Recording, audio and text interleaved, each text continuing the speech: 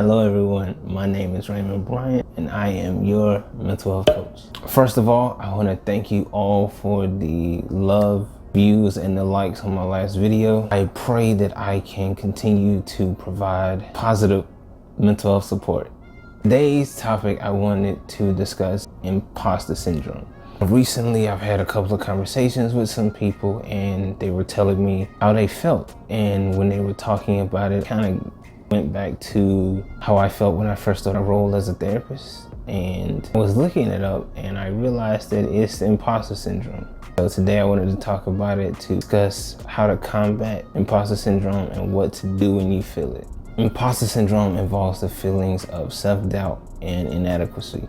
So you feel as though no matter how much you've done, that your accomplishments and your achievements and your accolades are only there by pure luck, good timing, and that you feel as though there is someone else that can do it way better than you can. And therefore, you feel as though you are an imposter, you're a fraud, and you feel as though you are tricking people into believing that you are great when you don't feel it yourself. Anyone can suffer from imposter syndrome, but research has shown that it's more prevalent in minorities and even more prevalent in minority women. A lot of this has to do with representation as it relates to success in the US. For example, a lot of us measure success on how much money we have in our bank account. I looked at the statistic for millionaires in the US and wanted to compare it to the research that I found for the imposter syndrome, and it's more prevalent areas. What I found was that out of the millionaires in the US, 76% are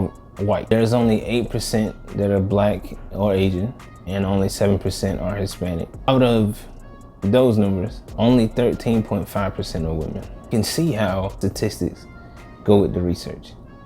And so today I wanted to discuss how to get over imposter syndrome. Imposter syndrome comes from a cognitive dissonance, from the way you see yourself versus the way peers see you. Like I said earlier, every time you have an accomplishment, every time you're praised for a task, you feel as though that it's all luck. It's pure luck based. You just happen to be right spot at the right time. You just happen to fill out the application at the right time. Because of these perceived shortcomings that you have and the fact that you feel as though your accomplishments are based on luck, you work harder so you can try to hide this fact. You cannot have people feel as though you are a fraud. However, that's not the case at all. You deserve to be there. You put in the hard work, and this is the achievement that you have for it. Research by Valerie Young stated that there are 5 manifestations of the imposter syndrome. First one is the perfectionist. So you demand perfection from everything and everyone around you. You feel as though when something doesn't go perfect, or you don't have the perfect situation, that it is a failure. Now, realistically, perfection is not a realistic goal. Second one is the rugged soloist. So the rugged soloist is the type of person who wants to do everything by themselves. And you feel as though if you can't do it by yourself, you are a failure. You feel as though everything can be done by you and that you do not need help from any friends or family, any co-workers, no one. The third one is a natural genius. Now, the natural genius feel as though when you try a task, you should understand it the first try. You should not have any fault in understanding. You feel as though when you try a task for the first time, you should perfect it. It's kind of like the perfectionist. However, the natural genius believes that first time should be a success. The fourth one is the expert. The expert feel as though they should have all the information about everything that they're working on. For example, let's say you're doing a school project. The expert feels as though when they're doing that project, it's never complete. The expert will continue to go back and add more information because they feel as though they need to know everything about this topic. So if they're ever asked any questions about it, they know exactly what to say. The last one is the superhero. The superhero feels as though they should succeed in every role that they have. No matter what role it is, employee, son, daughter, parent, whatever it is, they need to succeed in every role. And if they can't meet the demands of one role, or can't meet the demands of any role, then they feel as though they have failed. My personal story is that I fell into this category with imposter syndrome. The category I fell into is natural genius. I felt as though every time when I did something for the first time, it needed to go perfectly, which is not always the case. However, that's just the way that I felt. And so I would put this immense pressure on myself to do everything perfectly the first time. And if I couldn't do something perfectly, I would avoid it. You know, I would be like, why try to do it? So for example, riding a horse, something so simple, right? I told myself the first time I tried to ride a horse, I was like, it's gotta go perfect. I gotta look like a natural born rider. Everything's gotta go great. It didn't go that way, not at all, but that's just how I felt. And I used to have to push myself to do that, because when you have natural genius, when you feel as though if it don't go perfectly, I've failed at life. That's how I felt. No one can tell me otherwise. If it didn't go perfectly, if I didn't look like I knew what I was doing, then I failed at life. It's amazing, right? That I would think that over something so simple, but that's what a lot of people with imposter syndrome deal with. Now, in order to start understanding imposter syndrome, we have to understand where it comes from. It can come from personality traits, it can come from school. The one thing I found is that children who are praised for their grades in school are usually some of the people who deal with imposter syndrome later on in life. So for example, a child is being praised for their grades. Instead of their effort, they're being praised for their grades. Personality gets tied to their achievements in school. And so they graduate and they go to college. However, let's just say in college, they start to not do so good. They start struggling.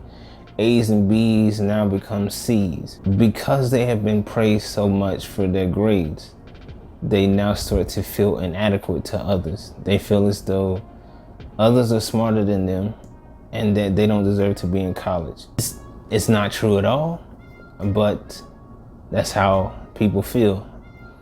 And the amazing thing is that they seem to neglect how much effort it takes to get into college, how much hard work you have to put into college to get there. And then for all of that hard work to be gone just because of a couple of failing grades. Not even failing, just a couple of low grades. If you have high perfectionism tendencies due to your personality, then usually you can fall into the realm of imposter syndrome. Let's talk about the ways to combat imposter syndrome. The first thing is to reach out to friends, family, and talk to them about it. I've noticed that a lot of times when it comes to mental health issues, our brain tells us that we are alone in the way that we think and that no one else will understand how we feel. That's not true at all. There are millions of others who understand how you feel when you're going through a mental health issue. The best thing to do is to talk about it and acknowledge it, because the more you talk about it, it makes the feelings less overwhelming and you feel less inclined to isolate yourself from others due to whatever mental health issue you're currently dealing with. I encourage you to reach out to friends and family, because the second thing you need to do is understand that you cannot do everything alone. Everything cannot be accomplished alone, especially when it comes to mental health issues. You need a support network, someone to be there to help you when you are dealing with these mental health issues. With imposter syndrome, it's the same thing. You need to have a group of friends or family that can validate your strengths and support you and encourage you and be there for you in those times where you feel that you are inadequate to others. First thing you need to do is challenge your negative thoughts. In CBT, we try to teach patients that the number one cause of their behavior is due to the way that they think. And so with imposter syndrome, it is the exact same thing. Your thoughts determine your behavior. This, you need to challenge the way you think, challenge those negative thoughts, and just know that it's okay to not be perfect at everything. It's okay to not get something right the first time around. So with my example, I have to do this a lot. Now, as I said, it's more the natural genius part. So I feel as though when I do something the first time, it has to be perfect. It has to be absolutely great. And so I'm even challenging that now, doing YouTube videos. I felt as though if I did a YouTube video, it had to be perfectly good. It had to be great. You had to think that I have been doing YouTube for years. That's not the case. Of course, I'm just starting out. It's okay to learn from my mistakes and to continue falling forward, because that's what's going to happen. And so I implore you to challenge your negative thoughts. Actually, the last one is to stop comparing yourself to others. Get off TikTok. Get off Instagram. They're not helpful at all, unless you're trying to connect with someone or build a brand or business. But get off if you're just sitting there comparing yourself to others, looking at others that are the same age as you or same background or same education, and feel as though, man, they're doing so great. What have I done? And you know, that's okay. You are where you are in life right now, and that's okay. It's okay to take time to get to where you want to be. It's okay to learn from your mistakes, and it's okay to make mistakes and fail. It's okay. There's no need for you to compare yourself to others. I hope this has been helpful for you, and I hope that this topic of imposter syndrome has helped you to understand where your feelings of inadequacy are coming from, because a lot of times people are not able to understand certain feelings that they are having, certain thoughts that they're having. And so my goal is to put those thoughts into the forefront of your mind, and so that way we can create actions to better your life and better your mental health. If you enjoyed this video, please like, subscribe, and comment, and stay tuned for more mental health tips. And I pray that we together can overcome mental health issues. Until next time, I'm Raymond. All our insecurities are on display. This is war with the enemy. Think that it was meant to be. Living in a time where disease is on every screen.